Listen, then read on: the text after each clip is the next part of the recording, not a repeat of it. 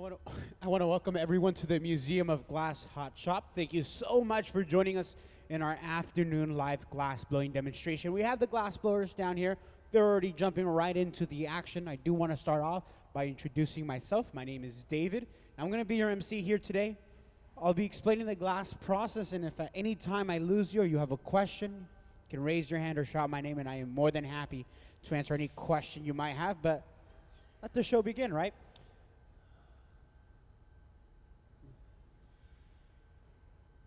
Here today we are going to be working with colored glass.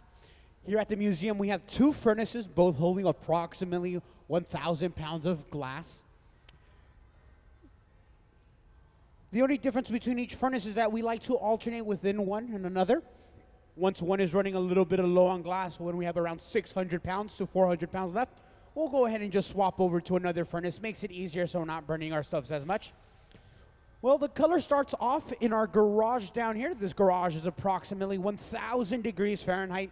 And we're going to see Gabe here with the black hat. He's going to exit with solid color on the end of his rod. Now, he's gathered a little bit of glass to act as a support so we can actually adhere the colored bar. To make color in glass, we're adding different metals from the periodic table of elements. Different metals will produce different colors. To produce a blue, we might use cobalt. Green is chromium. Iron. Manganese can produce a purple and black glass. We even use uranium in glass. It produces a glow-in-the-dark green. And then for reds and pink, we tend to use gold, real gold, which makes it some of the more expensive color in the glass industry. But again, all color comes to us in a bar form. By having the ability to purchase colors of bar, we can use a full range of the color spectrum rather than just one specific color. Our furnace would only have one color, which means we would only be making pieces out of one color. But here, we like having a variety of options.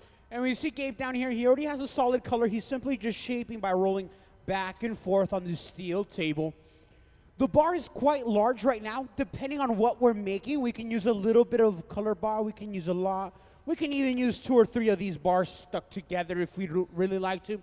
Now that created a really dense color layer, but ultimately as the artist, it's up to you to decide how dense that color layer should be. Gabe is trying to make that long bar into a smaller, more usable. What we're gonna do is what's called a color drop or a color overlay. Once that bar has enough heat, we start to see a lot more movement. We'll go ahead and move on to the next process. As that's going on, however, I do want to take a second and explain what we are going to be making here today. We're going to be making a large wine bottle today, a pretty large one. Now, every single year at the Museum of Glass, we host our biggest fundraiser towards the end of the year. It's called our Red Hot Annual Gala. We can see pieces down on our pedestal. These are all prototypes for our upcoming event. But on our top screen, we're going to show you a full variety of prototypes the Museum of Glass has already done so you can understand that these are just a few of what we've already designed. But the champagne or the wine bottle that we make here today will be auctioned off and sold that day. We can see a full variety of different red hot prototypes. Those are sitting currently right now behind the museum. We're still trying to pick and choose which one we like the most. The decanters, the bottles themselves, we're going to auction them off. We'll fill them up with alcohol from a local distillery and auction them off. We'll produce only 25 of them, limited edition. And then the goblets, we'll only produce 50 of them, again, with a limited number. Also, the wine bottles that we produce now, it's going to be a quite large one. We'll also fill it up with a local wine from our local community, of course, and then we'll auction that off. But as of right now, we don't have to worry about that. We have to worry about producing the actual wine bottle itself. Now, we see Sarah has now begun to preheat a rod. We are going to start the next process, which is creating a bubble. Down here, our furnace holds approximately 1,000 pounds of glass, and it's about 2,100 degrees, or about the same temperature as molten lava. To gather glass, Sarah's dipping the rod inside the hot bowl of soup that's sitting behind this door. Now, when I open this door, it just looks red and orange. It can be hard to understand what's going on inside of there, but you could essentially think of the furnace as a hot bowl of soup On our top screen, we have a diagram. To really simplify, there we can see that bowl of soup being heated up by natural gas. That is our fuel source here at the Museum of Glass. Very similar to that furnace, we have a glory hole. The difference between this chamber that we have down here in the furnace is that there is no glass inside of the glory hole. Remember, this is just the fire we enter to continue to work on the glass. When it's staying out here, it's cooling down by the second. At one point, it will eventually get so hard that we could no longer manipulate it. We will enter the glory hole to reheat the glass and extend the working time. It is a little hotter than the furnace, about 2,300 degrees. So about 200 degrees hotter than the furnace. That's still adequately hot enough to, even if you place your hand, you can extremely get burnt. Sarah has blown a small little air bubble, however. Remember that the rods we use are completely hollow by blowing air. We can pierce a small little air bubble at the end of the pipe. We're getting ready for that color overlay process again. Now, even all the pieces that you see out here that are colored will have this color overlay process. What we will do is create a thin layer of color over the surrounding bubble. We'll gather clear glass on the surface. Clear glass will magnify the underlying color and make it look like it's a solid color when in reality it is not. Now, most glass in your home is probably playing this trick on your eyes. You might think it's solid color. Now, although it is possible for it to be solid color, most of the time it is not. It is just a thin layer of color sandwiched in between multiple layers of clear. Here, Sarah has decided to use about half of the bar instead of the whole bar. Again, that will just depend or dictate the density of that color layer that we will use.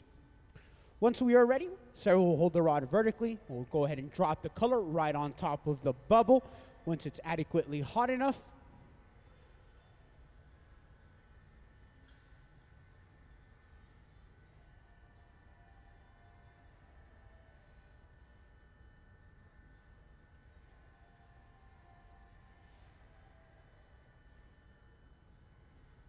so here we come over with the color. We place it right on top. We will snip that free, and the next job that Sarah must do is to push that color layer nice and evenly around that bubble. Now, we want to make it nice and evenly, so when we begin to blow air, it'll blow out nice and evenly all around, so we don't have different densities of color throughout our bottle.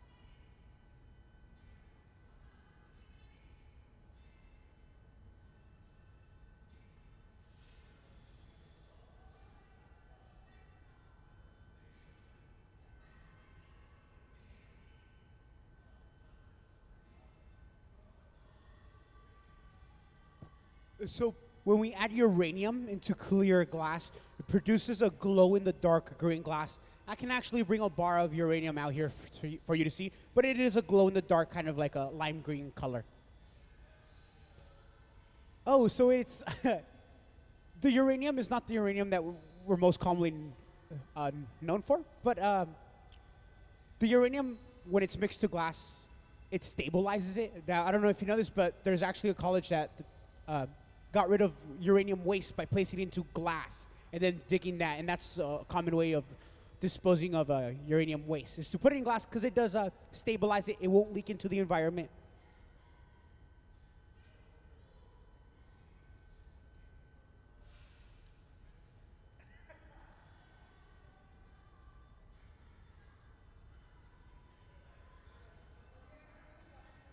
I'm gonna bring you a bar of uranium so you can check that out.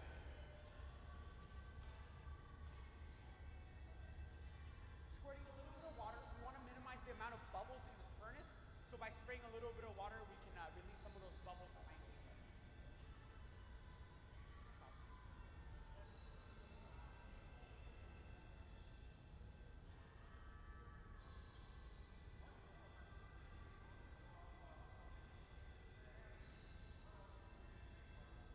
So the ingredients to make the glass that we melt here is soda lime glass. It's the most common type of glass there is. We use silica sand, soda ash, and lime. Those three materials give us the glass that we melt here. There's all different formulas for glass. You might be familiar with leaded or crystal glass. NASA likes to use straight silica sand, nothing else, just straight sand. That's why their glass is able to enter and re-enter and exit the atmosphere due to that high melting temperature.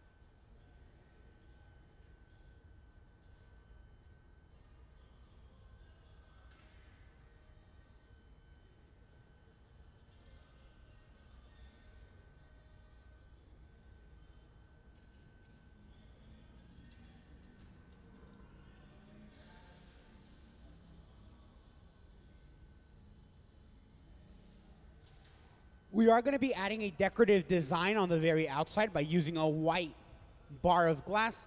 Now Gabe has already begun to heat that. He's going to shape that. We're going to go ahead and attach it to our core.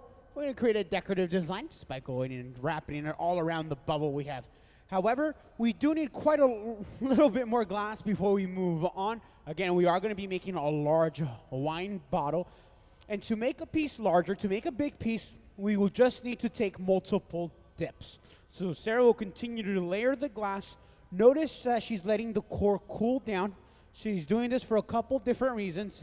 A, we can give ourselves the ability to gather more glass. And B, we can maintain more control over that hot layer of glass that we add on the surface.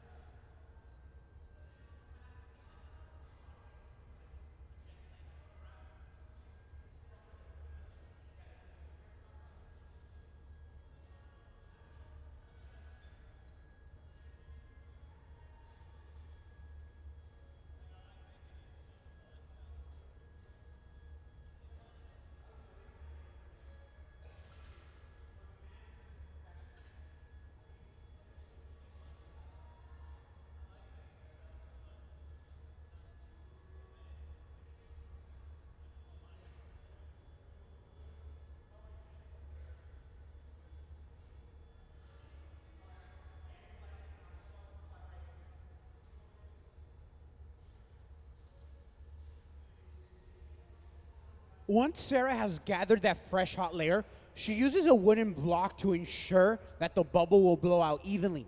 The wooden blocks we use here in the hot shop are made from fruit wood, and we love burning fruit wood, especially cherry wood, because they just last longer. An added bonus, they also smell like a barbecue when we do burn them, but the main reason is that they do last longer than any other typical type of wood. On contact, we're not really burning the wood, rather a layer of steam is created on contact, and that's what we're riding on. When you begin to see smoke coming or little ashes coming from the block, then it's sending smoke signals that it needs more water. The blocks are only ever pulled out of some water, either to be cleaned or to be used.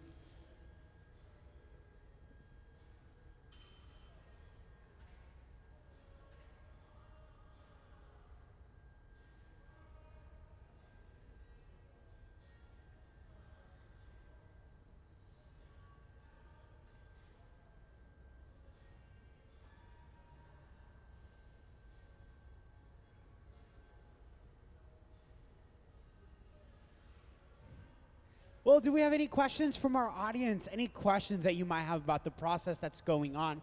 Again, the next step we will add is a decorative base, then gather glass on top of that. We can go ahead and move on to our actual vessel. Now, glass blowing has a very misleading name because we're not always blowing through the blowpipe. A better name would be glass making, but it happens to be that glass blowing is really the term that's stuck with this art form. But again, the blowing process is only a very small window of the glass making process.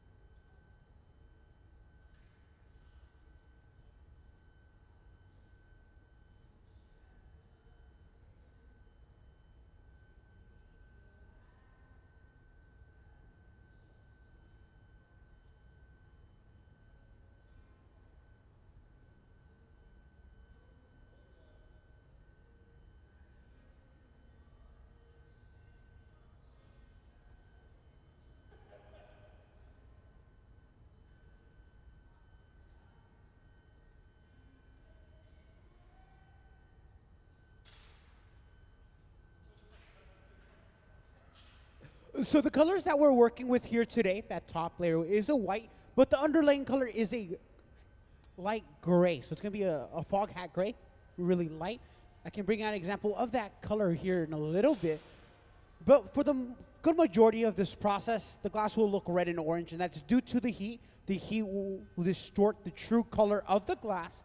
When the glass has been cooled down sufficiently and thinner, we will begin to see a little bit more of that color. But I'll bring around a small little cup of the color we are going to be working with today.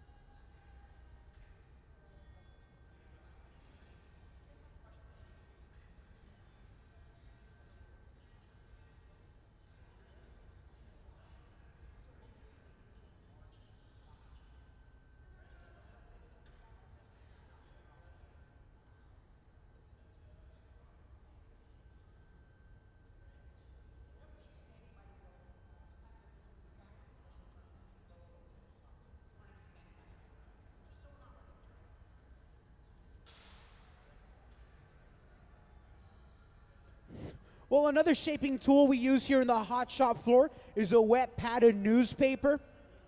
Here at the museum, the Wall Street Journal is the #1 newspaper to be burnt here. Any old newspaper will do again, but even with the small handheld version, we will use a larger pad, just a full sheet of the Wall Street Journal right here. We will use that later on to really begin to crisp up, shape up the full shape when we're at that stage. But as of right now, we're doing quick little heats, a nice shaping with that wet padded newspaper. And notice someone down here standing by. Sarah was standing by to blow air through the blowpipe. Just like last time, however, we're going to let that core cool down. We're going to take another layer of molten glass on the surface.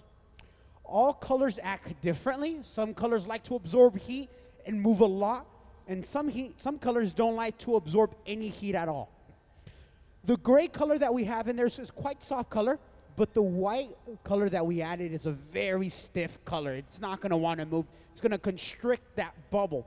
To make it easier for that white to expand, so it's not constricting our bubble so much, we're going to add a top layer of clear. It's going to make that easier to handle and just easier for everything to blow out evenly. Essentially, with that top clear layer, we're also protecting the white color on the very top layer.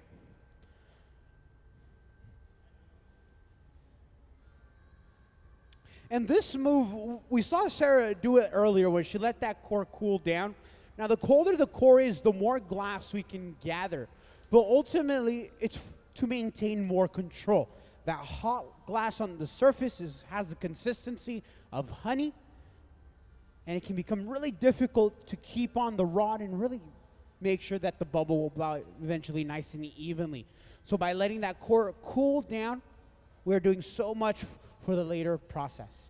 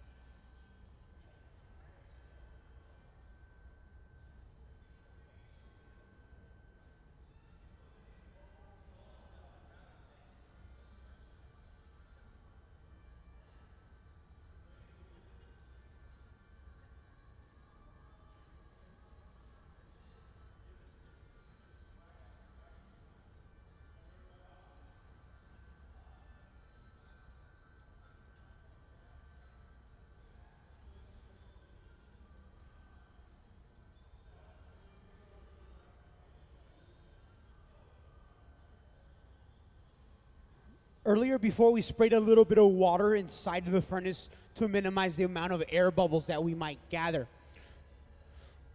Now, the rods that we use here in the Hot Shot 4 are made out of stainless steel, which is a very poor conductor of heat. That's why the heat's not transferring all the way through.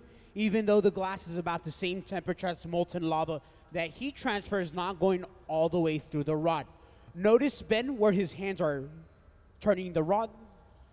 They're directly where the rod is still shining, but towards that tip, we begin to lose more of that shine and gets dull gray, eventually black towards that tip. And we don't place our hand in that darkened area. Typically, it's directly behind that where the rod is still nice and shiny.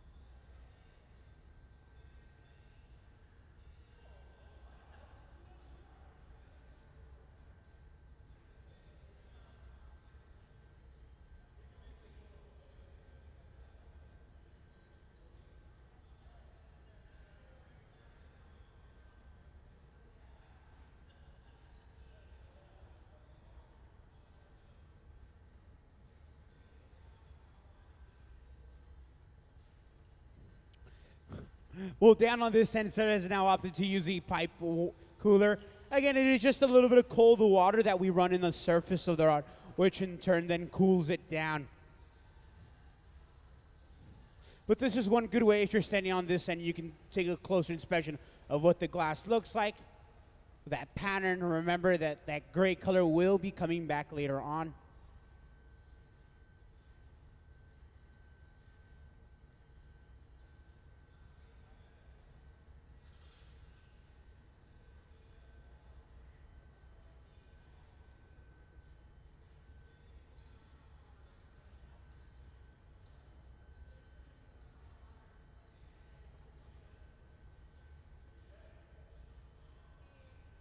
Do we have any questions from our audience?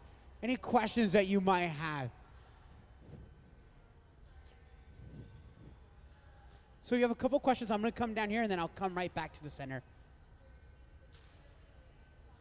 Do we ever turn the ovens off? So the two furnaces that we have, one on the right, one on the left, those are always turned on. They don't take any holiday breaks, weekends off, vacations.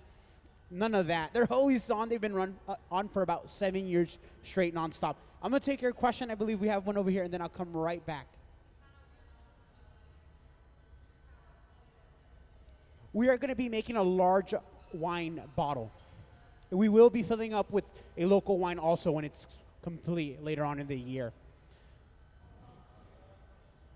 The ovens that we have here, the glass is being pulled out at 2100 degrees, about the same temperature as molten lava. And then the glory holes that we have here, the fire chamber, is approximately 2300 degrees. So it's slightly hotter than the furnace. Oh yeah, it is a great time to be a glassblower. But this cone shape that we have here is very functional. We've created a large chimney where hot air can rise, and then we have a fan on top that just sucks it away, allowing us to stay nice and cool, although we still sweat regardless. But this is a great hot shop for blowing glass. This wonderful cone-shaped design that we have here is very practical, as it is iconic to the city of Tacoma.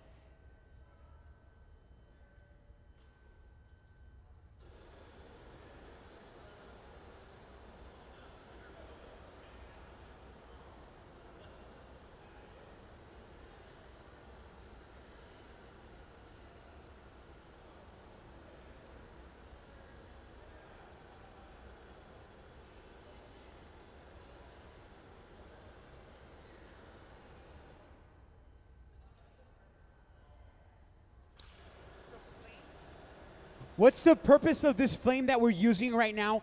So the tool we're going to use next is called the jacks. We slide the beeswax on we slide the blades on some beeswax to prevent any scratching. Rather, we're just going to slip and slide on that surface. But to apply the beeswax, the jacks do need to be quite hot. Another reason we use that torch is to begin to heat up the very back part of the bubble we now have. We're going to go ahead and create a constriction. This constriction will be the break-off point. It's where this piece will be broken free from the rod. Now, this is one of the most important steps in the glass-making process, to define a crevice where the glass will be broken free.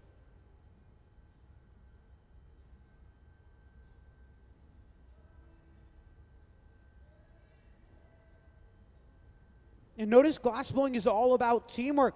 Teamwork makes the dream work down here. Notice that Ben is pulling out to create a long neck that we'll use later on for our bottle.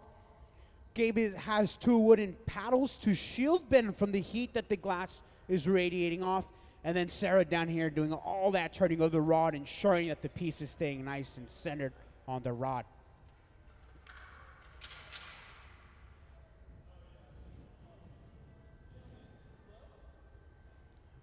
Ben has now asked Gabe to blow. So if you're wondering how much air we're blowing, we blow about the same air pressure you used to blow out a candle.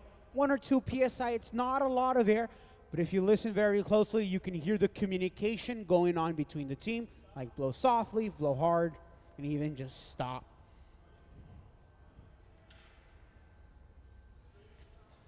If we mess up, depends how bad the mistake is. If for some reason that bubble's super off, we notice it's not on center or anything, we might just throw it away and start all over. Now, if it's just a little crevice or a little crease on the glass, we can reheat that, blow a little bit of papering, can fix that. Yes. How often do we get burnt? Well, I burn myself more in my kitchen than I do here in this hot shop. But the most common way we burn ourselves is not through the hot glass. Rather, it's the tools that touch the glass. Those in turn get hot, we set them down, and then when we're not really thinking about it too much, we can grab them and we can burn ourselves. That's more common than the hot glass. You're rarely ever burnt with hot glass. I'm sure everyone down here probably has a crazy story on how they got burnt with the molten glass, but that is more on the rarer side.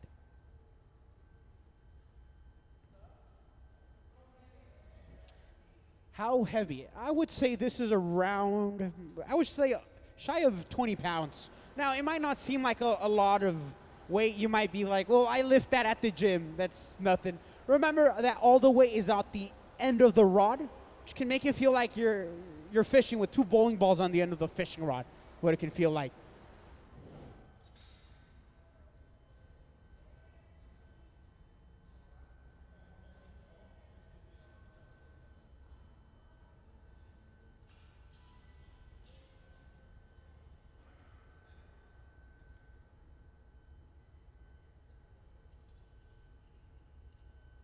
Notice that there's a hierarchy going on here at the hot shop floor. We have our gaffer. Now, the gaffer is the person in charge, and he's the one that sits down in the center.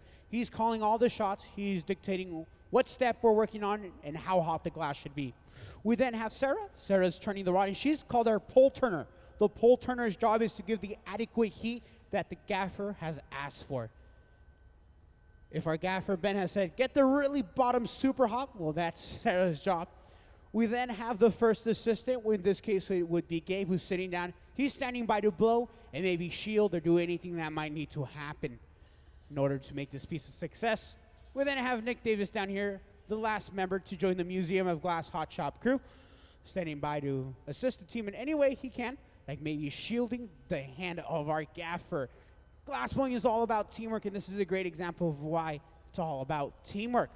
It is possible to blow glass by yourself, although you're limited to the scale and complexity of the piece.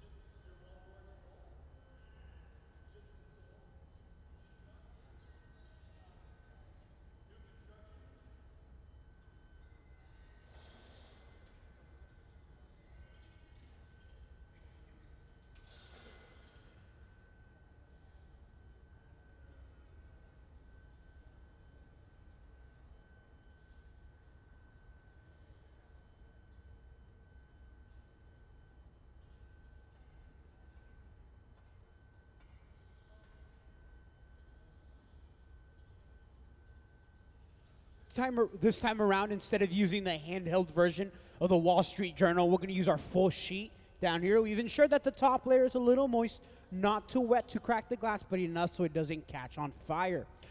With a little bit of stretching, we will then eventually go ahead and use the Wall Street newspaper to define and really give the shape.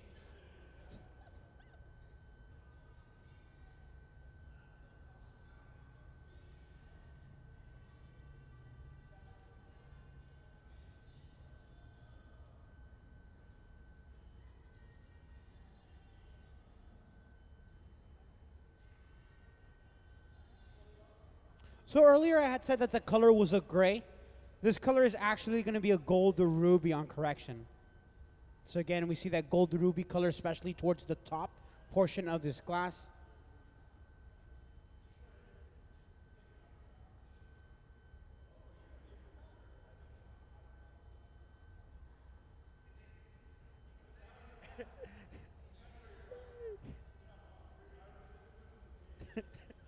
So the color, it's not that gold ruby, it's that apricot color once again.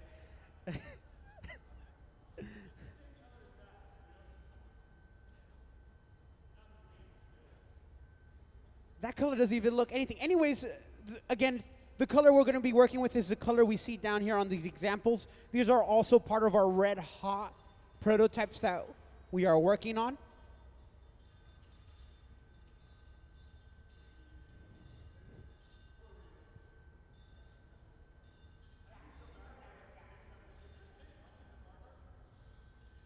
Once again, our fuel source here at the museum is natural gas.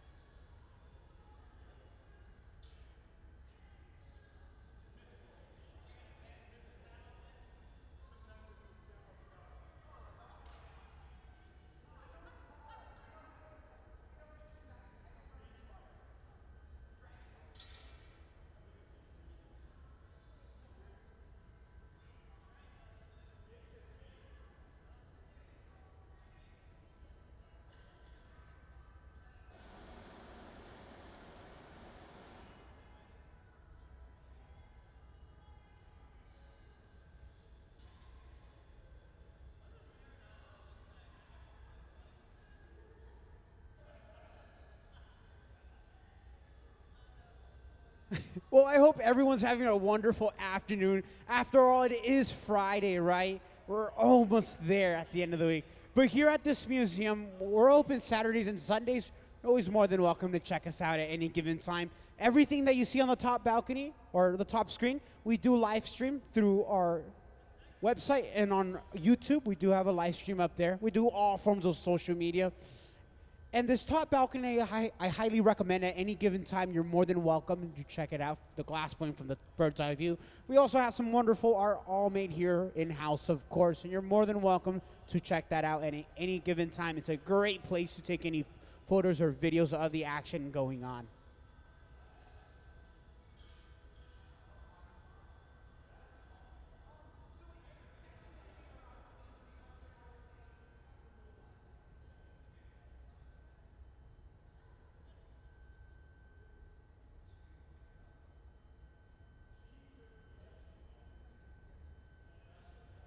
Well, look at all this teamwork that's going on. So Gabe down here has his finger over the blowpipe.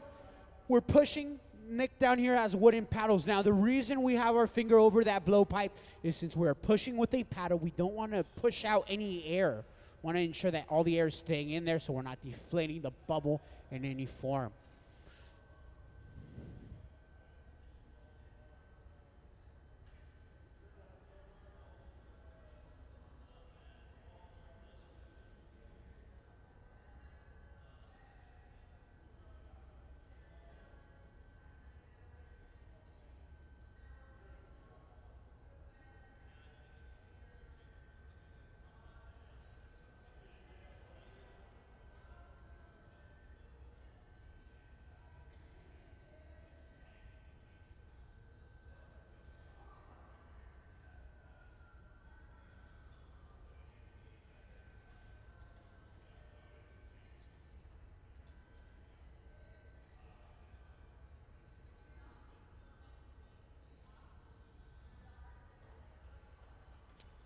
So the usual way, the way that we run here is we do a visiting artist program. Now we do have days like this where we create stuff for our auctions. We might be doing a commission, but usually we try to do our visiting artist program. Our visiting artist program is artists from around the local community and from really all across the country come to this museum to work with ideas that they may have. We have some of the best glassmakers around the world. Artists come in, regardless of their background. Some of our engineers, designers, architects, teachers. To us, the background doesn't really matter. It's about the ideas they present. We have one of the best teams in the world. Once again, the artists come in with these ideas, and it's up to our crew to decide how to bring them to life, how to make them out of glass. Most of the times we're doing stuff that's never been done in glass before. We try to push the limits as much as possible here at this museum. That's what we're really here for.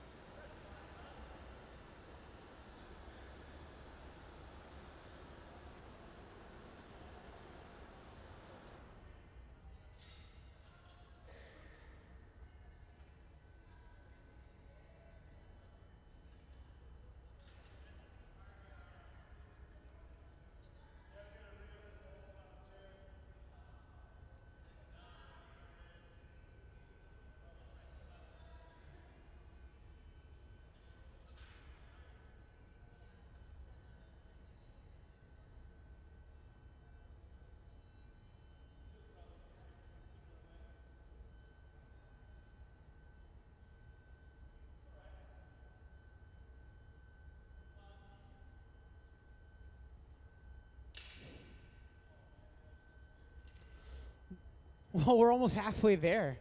The next step we're gonna do is to bring over a punty. The punty is the transfer rod. We're gonna get rid of this rod we now have so we can begin to work on that top section, that neck area. We wanna work on that next, but essentially the bottom half of this piece is done. We're not really gonna get that piece off. We're just gonna keep it warm now.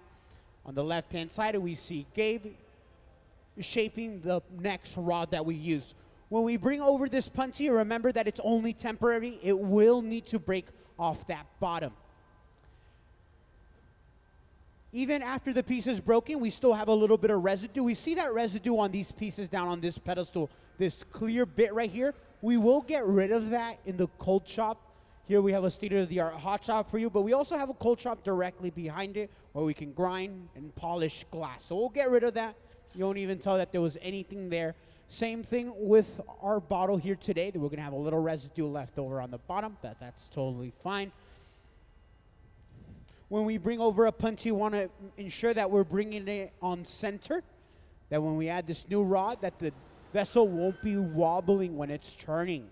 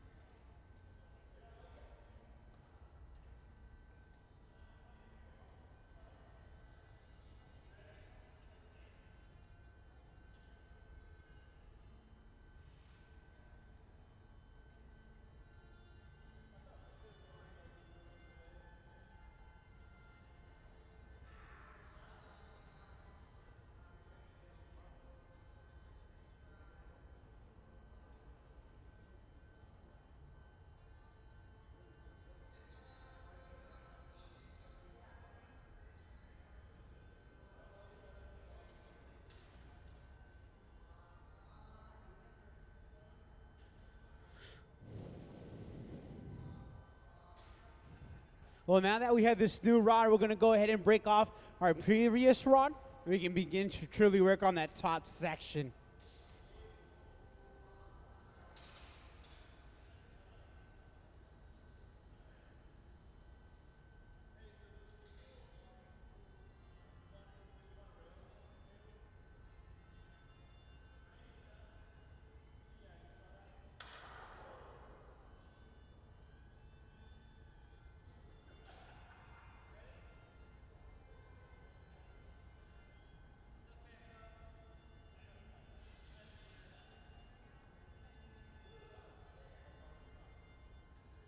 It's okay. It's Friday, right? We're almost there.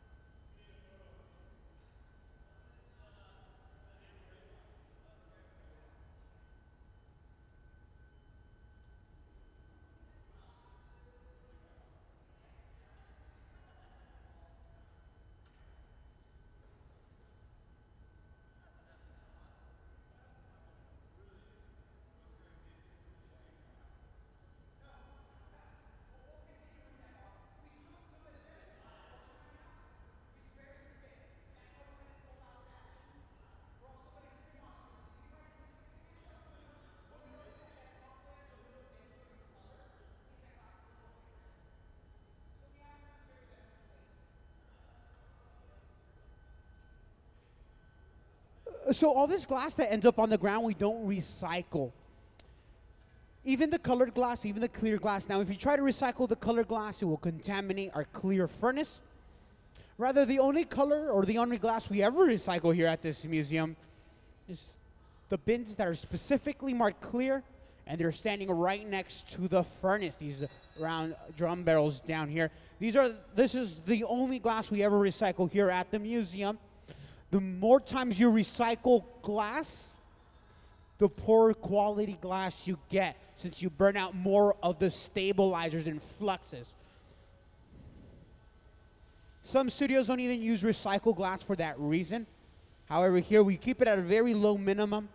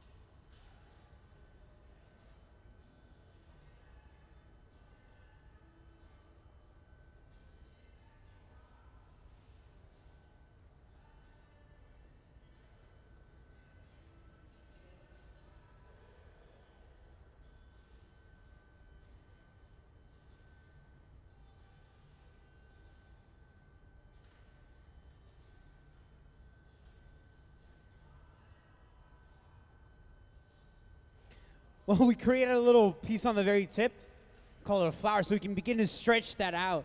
Notice we've already elongated our neck, but we are going to continue to do that. We are going to fix up all the shape, ensure that we have a great transition from body to neck.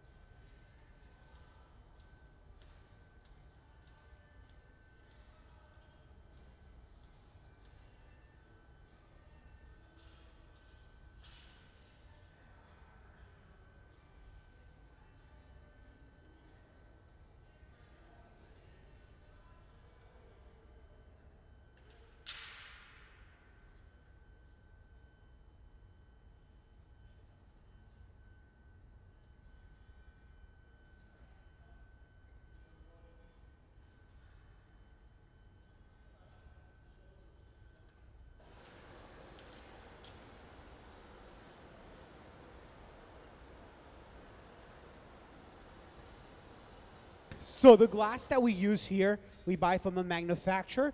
It's about 45 minutes north of Seattle called Spectrum Glass Nugget. They come in these little ice cube pellets, and it's soda lime glass. So we don't have to melt or mess with the silica sand itself. It's already in a pre-melted nug for us.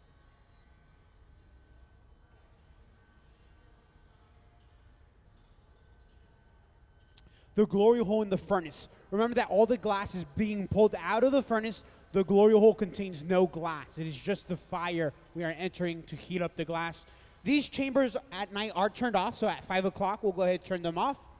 And then someone typically needs to come about 1 or 2 hours before the museum opens just to turn them on so we have adequate heat.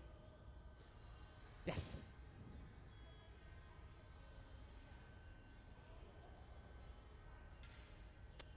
Repeat that.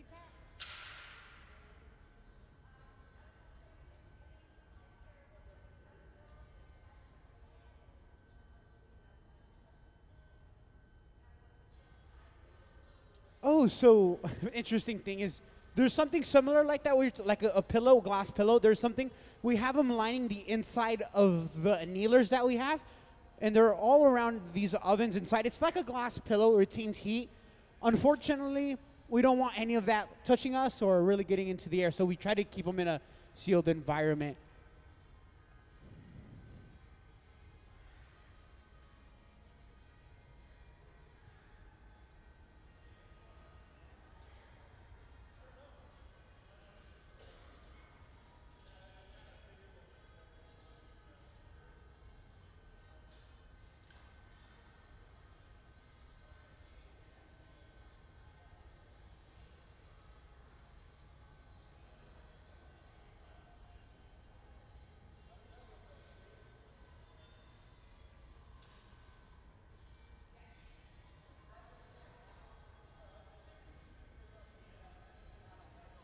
Is this going to have a handle? Oh, no, this is going to be a large wine glass.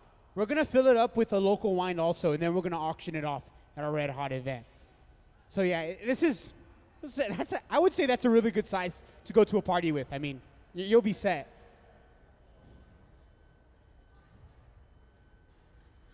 Have your friends over, open that bottle of wine. You'll be fantastic. Have a great afternoon. But again, it is Friday today. I mean, I hope everyone's having a wonderful, wonderful end of the week.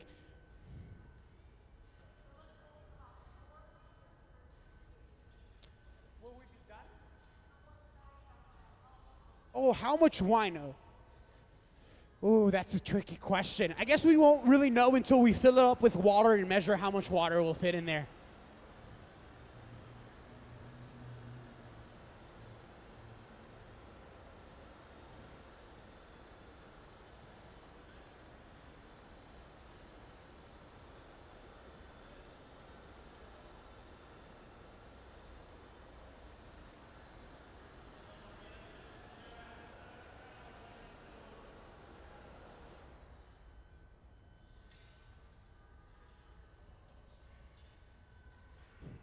So as the team works, again, this is a red hot event, but I do want to take a second, talk about the hot shop crew we have here, because they are employees of the Museum of Glass, but they are their own artists. So on the top screen, we're going to show some of our gaffer's work. Ben, he's been working with glass for over 25 years. So on the top screen, let's get some of his artwork so we can understand a little bit more about Ben.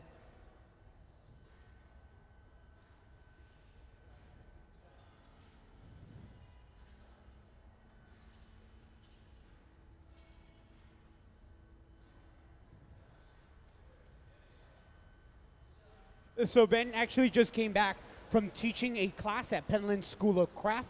The artists that you see here down here, they're they're recognized around the world. Sarah Gilbert down here, she will be going off to the GAS conference in Murano, Italy to give a demo of her cold working techniques. And she also had an opening yesterday, actually, here, right here in Tacoma, actually. So on our top screen, let's show some of Sarah's work so we can understand a little bit. Again, she will be going off to Murano, Italy later this year for the GAS conference, and we can see why she just had a new show opening yesterday here in our local neighborhood, Tacoma. Now, Sarah does something a little bit different. She uses grinding wheels to engrave and carve into the glass to show the underlaying colors. And we can see these beautiful pieces of work on our top screen now.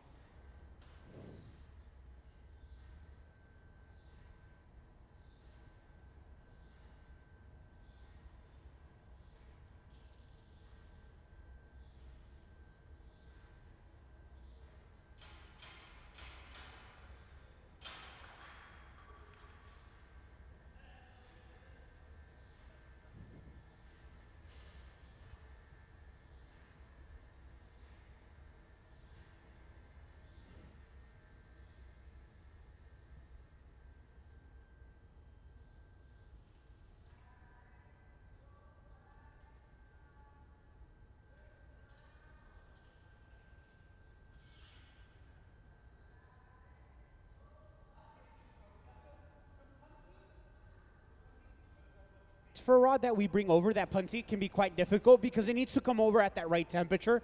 If it's too hot, it will fuse with the bottom, make it quite difficult for it to break off. If it's too cold, well, it doesn't fuse properly, it can fall off at any given moment. That's what we saw down here, but the same process is going down with the punty we have in the center. It needs to stay adequately hot enough to keep together, but not too cold that it will break off or snap off at any given time.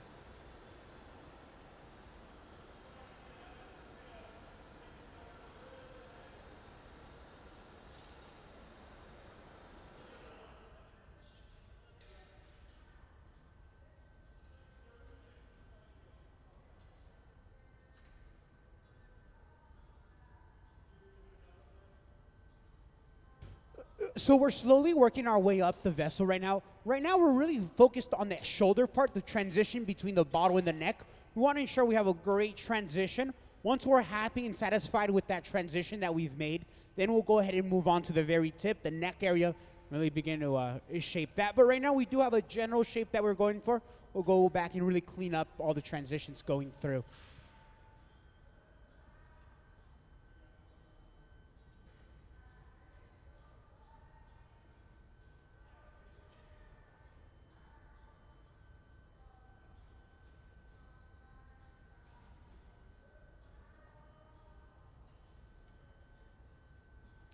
That move you just saw down here was using a soffietto. We no longer have a blowpipe, so if we wish to inflate our piece, we'll use this soffietto, which stands for Little Breeze in Italian.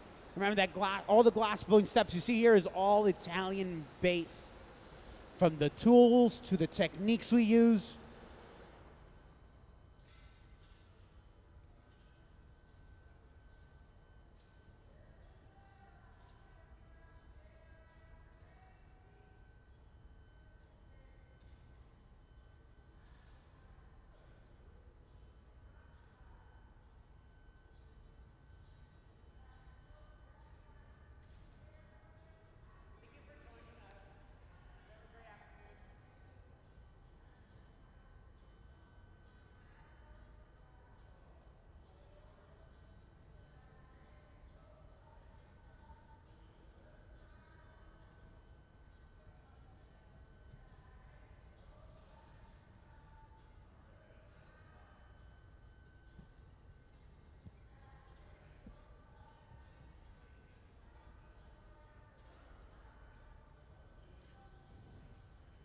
For those of us who are just joining us now, welcome to the Museum of Glass. My name is Dave, and I'm more than happy to answer any question you might have.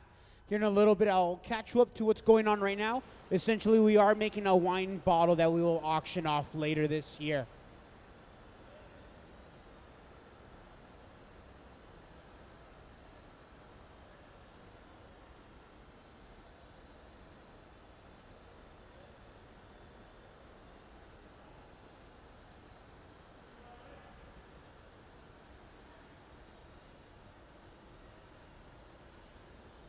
Notice that Sarah's torching the very back end, the very bottom half of the vessel. And the reason we're doing that, because that's the area that will always absorb the least amount of heat due to the way that the glory hole is constructed. The very back part is the last thing to enter the chamber, the first thing to leave, which means it's just going to absorb less heat. To counteract that, we'll use that torch to ensure it's getting enough heat so it doesn't break or crack.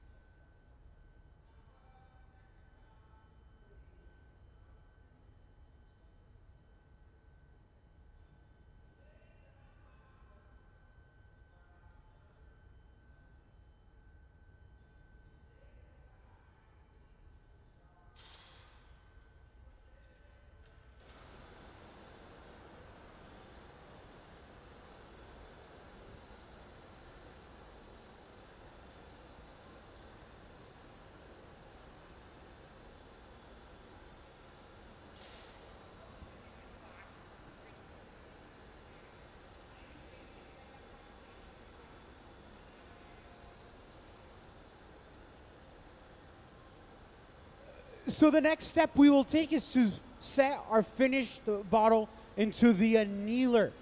The annealer is the oven sitting on your left-hand side with the green number 1. It is currently sitting at 920 degrees, and it's going to be the home of our bottle for the next 24 hours.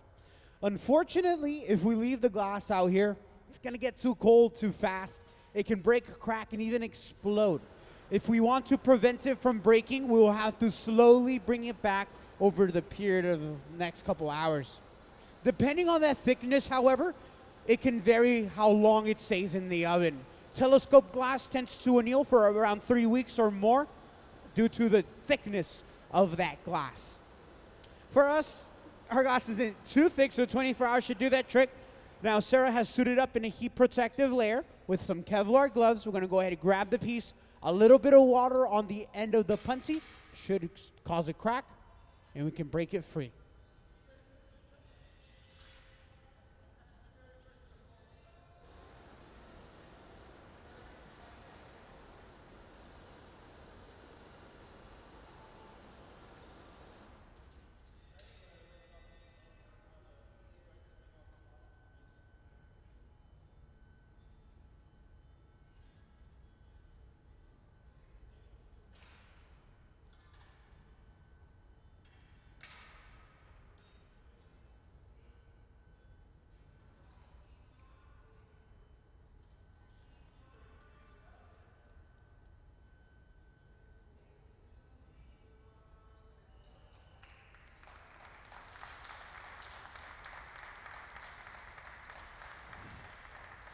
How amazing is that?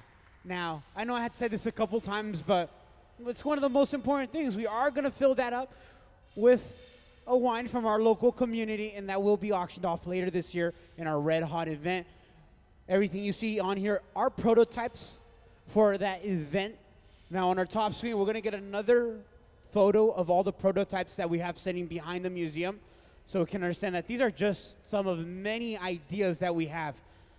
The decanters, we will produce 25 of them. We will also fill them up with the alcohol from a local distillery. We'll produce 25 of those limited editions. The martini glasses, we will only produce 50 of those. Limited edition also. They will all be going for sale later this year. Well, we are going to be moving on to another process, another piece.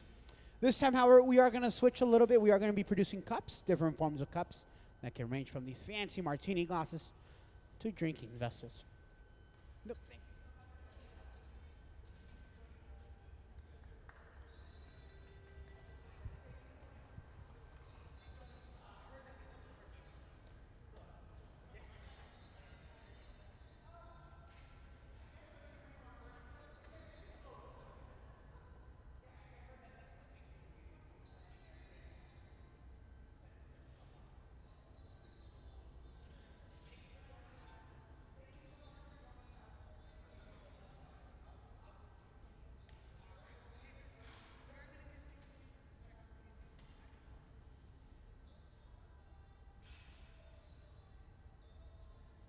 If you're sticking with us, it's totally fine. We're gonna jump right back into the action. You can always feel free to walk in and walk out of the hot shop floor regardless. We are still gonna be blowing glass down here at this museum. Down on the left-hand side, we have Gabe with the black cap. He's already jumping on into the action. He's gonna pick up the next little cup that we will use to create our next martini glass.